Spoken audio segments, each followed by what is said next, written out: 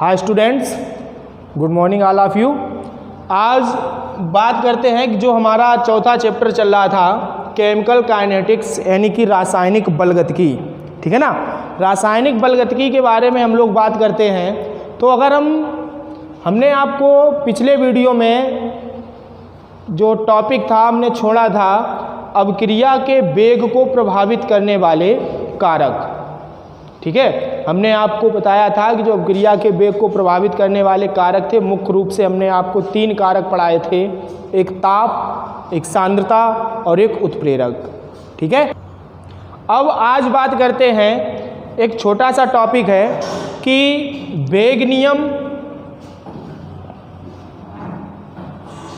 या दर नियम, या हम व्यंजक कह सकते हैं। वेग नियम या दर नियम या दर व्यंजक है वो क्या है, इसकी बात करते हैं। जैसे हमारे पास कोई भी रासायनिक अभिक्रिया है और वो रासायनिक अभिक्रिया हो रही है, तो वहाँ पर जो रासायनिक अभिक्रिया का वेग होगा वो दर नियम के हिसाब से अभिकारकों की सांद्रताओं के गुणनफल के समानुपाती हो जाएगा। जैसे यहाँ पर देखेंगे कि मान लेते हैं कि हमारे पास ये कोई अभिक्रिया है M1A plus M2B equal to N1C plus N2D। अब यहाँ पर अगर हम इसका दर व्यंजक या वेग व्यंजक या वेग नियम लिखने जाएंगे तो वेग नियम के अनुसार से जो इस रासायनिक अभिक्रिया का वेग होगा यानी कि dx/dt वो अभिकारकों की सांद्रताओं के गुणनफल के समानुपाती हो जाएगा। यानी कि अभिकारक एक ही सांद्रता, और जब भी हम किसी भी अभिकारक को सांद्रता के पदों में व्यक्त करते हैं तो उसके जो अणुओं की संख्या होती है वो ऊपर घात के रूप में पहुंच जाती है। तो एक ही सांद्रता होल घात m1 इंटू बी की सांद्रता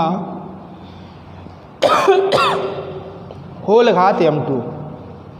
तो ये जो व्यंजक है यही व्यंजक आपका जो है वो दर व्यंजक कहलाएगा, और इस नियम को ही हम कहेंगे वेग नियम, ठीक है ना। हम कह सकते हैं कि किसी रासायनिक अभिक्रिया का वेग अभिकारकों की सांद्रता के गुणनफल के समानुपाती होता है। इस नियम को ही हम क्या कहते हैं, वेग नियम कहते हैं। अब इससे आगे की बात करते हैं। एक टॉपिक आता है अभिक्रिया की कोटि, यानी कि ऑर्डर ऑफ रिएक्शन। अभिक्रिया की कोटि क्या हो जाएगी, यहीं से हम देखते हैं। जैसे कोई भी रासायनिक अभिक्रिया है हमारे पास, मान लेते हैं कि यही रासायनिक अभिक्रिया सामान्य है। कोई भी रासायनिक अभिक्रिया है, उस रासायनिक अभिक्रिया के वेग समीकरण में, ये इस रासायनिक अभिक्रिया का वेग समीकरण हो गया, ठीक है ना। वेग समीकरण में अभिकारकों की सांद्रता के पदों में, ये अभिकारक के सांद्रता के पद हो गए, सांद्रता की पदों में व्यक्त घातों का योग अभिक्रिया की कोटि कहलाती है, ठीक है ना।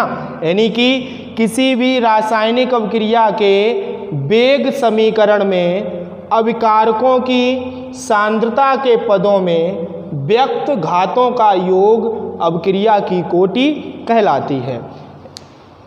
अब व्यक्त जो घातें हैं, जब हमने यहाँ पर इस रासायनिक अभिक्रिया के लिए उसका वेग समीकरण लिखा है वेग नियम के अनुसार, तब हमारा आया dx/dt प्रोपोर्शनल अभिकारक A की सांद्रता इसकी होल घात आ गई m1 इंटू अभिकारक B की सांद्रता इसकी होल घात आ गई m2।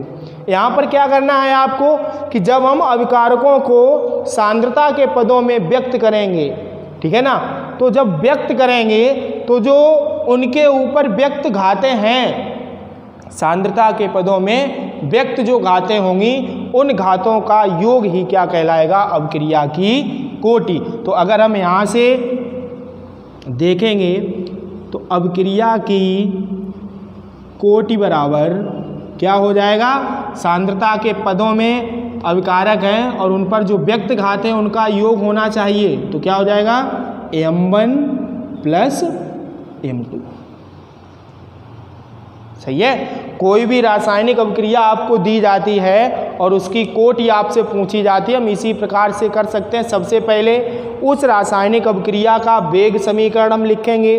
वेग समीकरण जब लिख लेंगे तो वेग समीकरण लिखते समय वहाँ पर जो अभिकारक की सांद्रता है और उस सांद्रता के पदों में जो उसके ऊपर व्यक्त घातें होंगी, उन घातों का योग ही आपका कहलाएगा अभिक्रिया की कोटि। और एक बात है कि जो अभिक्रिया की कोटि होती है, अभिक्रिया की कोटि को हम प्रयोगों द्वारा ज्ञात करते हैं। ठीक है ना, कैसे से ज्ञात करेंगे, प्रयोगों द्वारा ज्ञात करते हैं। अब इसके बाद बात करते हैं अभिक्रिया की कोटि के प्रकार। ठीक है, हमारे पास 4 प्रकार की अभिक्रियाएं हो जाएंगी।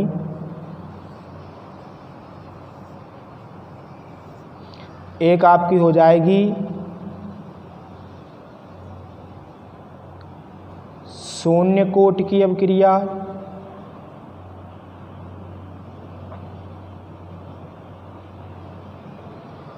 दूसरी हो जाएगी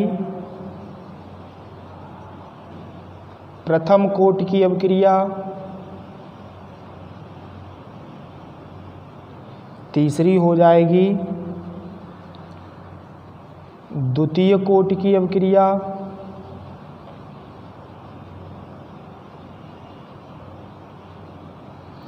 चौथी हो जाएगी तृतीय कोटि की अभिक्रिया।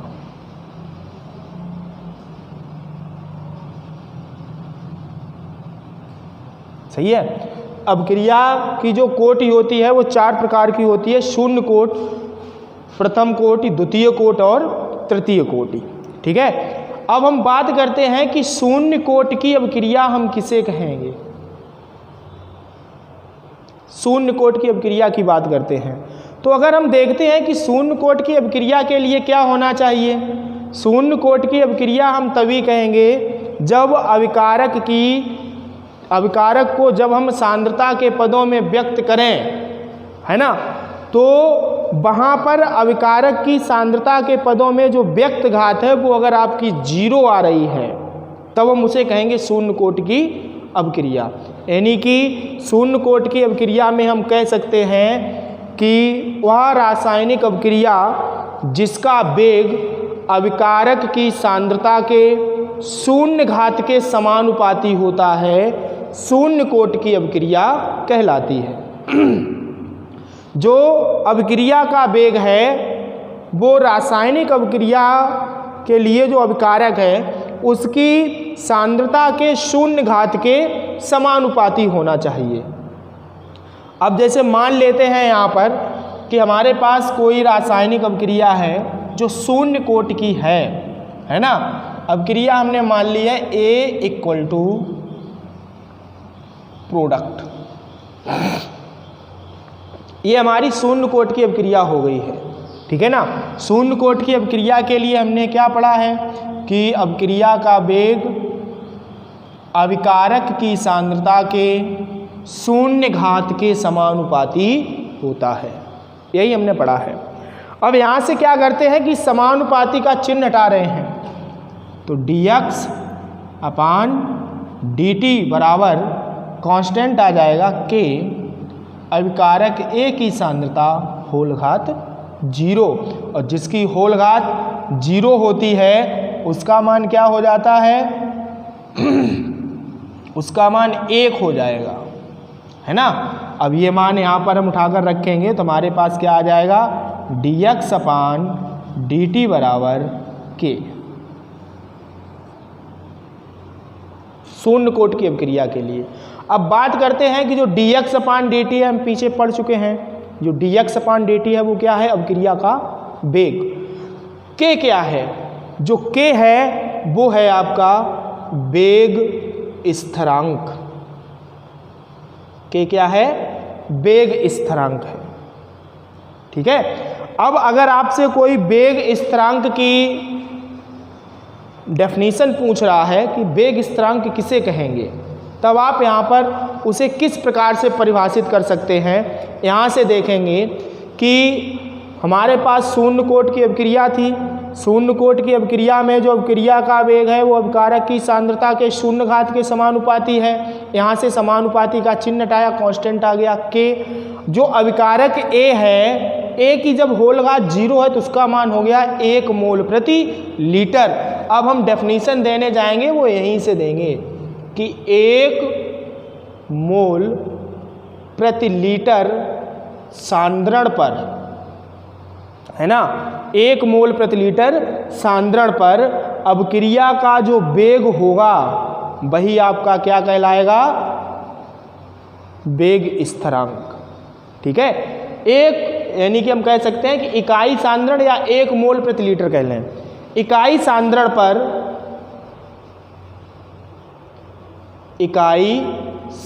पर अभिक्रिया का वेग ही वेग स्थिरांक कहलाता है।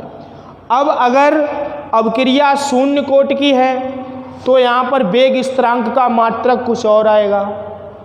प्रथम कोट की होगी फिर चेंज हो जाएगा, द्वितीय कोट की होगी फिर चेंज हो जाएगा, तृतीय कोट की होगी फिर चेंज हो जाएगा। वेग स्थिरांक का मात्रक जितनी भी कोट की अभिक्रियाएं होती हैं सभी के लिए अलग अलग ही आएगा। यहाँ पर हम शून्य कोट की अभिक्रिया पढ़ रहे हैं तो शून्य कोट की अभिक्रिया के लिए हम इसका मात्रक ज्ञात कर रहे हैं। dx क्या है कि सांद्रता में जो परिवर्तन होता है उसे dx कहते हैं। तो सांद्रता का मात्रक क्या होता है, सांद्रता का मात्रक होता है मोल प्रति लीटर अपान dt क्या है, समय है, समय का मात्रक क्या होता है, सेकेंड। ठीक है, तो यहाँ से जो k का मात्रक आएगा वो हम इस प्रकार से लिख सकते हैं, मोल प्रति लीटर सेकेंड या mole litre inverse second inverse. ठीक है, ये तो बात थी आपकी शून्य कोट की अभिक्रिया की, यानी कि वह रासायनिक अभिक्रिया जिसका वेग अभिकारक की सांद्रता के शून्य घात के समानुपाती होता है, शून्य कोट की अभिक्रिया कहलाती है। यहाँ पर हमने अभिकारक ए की सांद्रता शून्य घात मान ली है यहाँ पर, और जिसकी घात 0 होती है उसका मान हो जाता है 1। तो यहाँ पर हमने लिख दिया 1 मोल प्रति लीटर। जब ये मान यहाँ पर रखा हमारे पास आ गया dx अपान dt बराबर k। जो k है वो हमारा क्या है, वेग स्थिरांक। और हमने वेग स्थिरांक की भी आप लोगों को डेफिनीशन दी है कि इकाई सांद्रण पर जो अभिक्रिया का वेग होता है उसी को हम कहते हैं वेग स्थिरांक। और शून्य कोट की अभिक्रिया के लिए जो वेग स्थिरांक का मात्रक होता है वो हो जाएगा mole litre inverse second inverse. ठीक है, अब इसके आगे बात करते हैं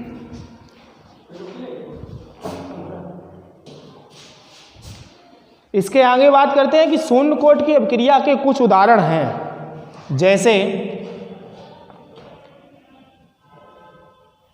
पहला उदाहरण है हमारे पास H2 + Cl2 =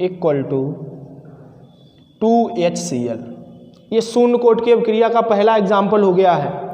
दूसरा है 2NH3 रिवर्सिबल N2 + 3H2। ठीक है, तो इस प्रकार और बहुत से एग्जाम्पल हैं। तो शून्य कोट की अभिक्रिया के लिए उदाहरण हो गए हैं। अब एक टॉपिक आपसे और पूछा जाता है कि शून्य कोट की अभिक्रिया के लिए समाकलित वेग समीकरण, शून्य कोटि की अभिक्रिया के लिए समाकलित वेग समीकरण, वेग समीकरण। अब इसकी बात करते हैं कि जो शून्य कोट की अभिक्रिया होती है उसके लिए समाकलित वेग समीकरण क्या आएगा।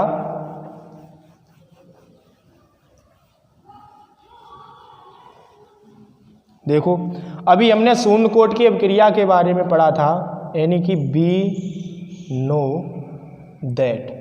हमने अभी पढ़ा है कि dx अपान dt बराबर k। ठीक है, हम क्या करते हैं कि इस dt को उस साइड भेज रहे हैं, हमारे पास हो जाएगा dx बराबर k इंटू dt। हम दोनों पक्षों का समाकलन कर रहे हैं, यानी कि दोनों पक्षों का समाकलन करने पर, अब दोनों पक्षों का हम समाकलन करने जाएंगे तो हमारे पास हो जाएगा समाकलन dx बराबर समाकलन k इंटू dt। अब देखो, जब भी समाकलन करते हैं तो जो जितने भी नियतांक होते हैं उन नियतांकों का हम समाकलन नहीं कर सकते हैं, तो k को हम यहाँ से बाहर कर लेंगे। बचा है आपके पास dx और dt, तो dx का जो समाकलन होगा वो आपके पास हो जाएगा dx का जो समाकलन होगा वो हो जाएगा x बराबर k को बाहर कर रहे हैं, dt का करने जाएंगे तो t हो जाएगा, यानी कि इंटू t और प्लस c। जब भी समाकलन करते हैं तो लास्ट में कांस्टेंट अवश्य आता है। इसे डाल देंगे समीकरण नंबर 1। अब हम क्या करते हैं कि हम टाइम को शून्य मान रहे हैं, यानी कि t बराबर 0 सेकेंड। अब जब t बराबर 0 है, समय हमने 0 मान लिया है, तो अभिकारक या उत्पाद की सांद्रता में कोई भी परिवर्तन नहीं हुआ है, यानी कि x का भी मान हम क्या मानेंगे 0। ये दोनों मान उठाकर हम समीकरण 1 में रखेंगे, तब हमारे पास आ जाएगा 0 बराबर k इंटू 0 प्लस c, यानी कि c बराबर हमारे पास आ जाएगा 0। अब c का ये मान जब हम पहले समीकरण में लिखेंगे, c बराबर हम क्या लिखेंगे 0, तब हमारे पास क्या हो जाएगा x बराबर k इंटू t, तो k बराबर आपके पास आ जाएगा x अपान t। ठीक है, k बराबर आपके पास क्या आ गया x अपान t। तो जो k बराबर x अपान t आपके पास आया है, यही शून्य कोट की अभिक्रिया के लिए समाकलित वेग समीकरण है। जब भी शून्य कोट की अभिक्रिया के लिए समाकलित वेग समीकरण या व्यंजक पूछा जाएगा, तब हम यहीं से स्टार्ट करेंगे। हम पीछे पढ़ चुके हैं कि शून्य कोट की अभिक्रिया में dx अपान dt बराबर k आया था, हम वहीं से स्टार्ट कर रहे हैं, यानी कि we know that dx upon dt बराबर k। सही ना। अब यहाँ पर हमने क्या किया कि dt को इस साइड भेज दिया है, तो हमारे पास हो गया dx बराबर k इंटू dt। फिर यहाँ पर क्या किया है कि हमने दोनों पक्षों का समाकलन कर दिया है। जब हम dx का समाकलन करने जाएंगे तो हमारे पास x आ जाएगा, और k जो है वो कांस्टेंट है, कांस्टेंट का समाकलन नहीं होता है, k को हम ऐसे ही बाहर कर लेंगे। जब dt का करने जाएंगे तब t प्लस c। तो हमें यहाँ पर क्या करना है कि हमें c का मान चाहिए है। c का मान ज्ञात करने के लिए हमने क्या किया है कि t बराबर हमने ले लिया है 0 सेकेंड। अब जब समय हमने 0 सेकेंड लिया है तो अभिकारक या उत्पाद की सांद्रता में कोई भी परिवर्तन नहीं हुआ है, इसीलिए हमने x को भी क्या मान लिया है 0। ये दोनों मान उठाकर हमने समीकरण 1 में रखे हैं, तो x के स्थान पर हमने क्या रखा है 0 बराबर k इंटू t के स्थान पर हमने क्या रखा है 0 प्लस c, c बराबर आ गया 0। अब c का ये मान हमने जब समीकरण 1 में रखा है, तब हमारे पास हो गया है x बराबर k इंटू टी प्लस यहाँ पर 0 हो जाएगा, तो यानी कि बात वही आ जाएगी। हमने फिर आगे क्या किया है कि k बराबर हमने ज्ञात कर लिया है, t को हमने इस साइड भेजा है, तब हो गया k बराबर x अपान t। ठीक है, आज के लिए इतना ही, आगे कल बात करेंगे। धन्यवाद।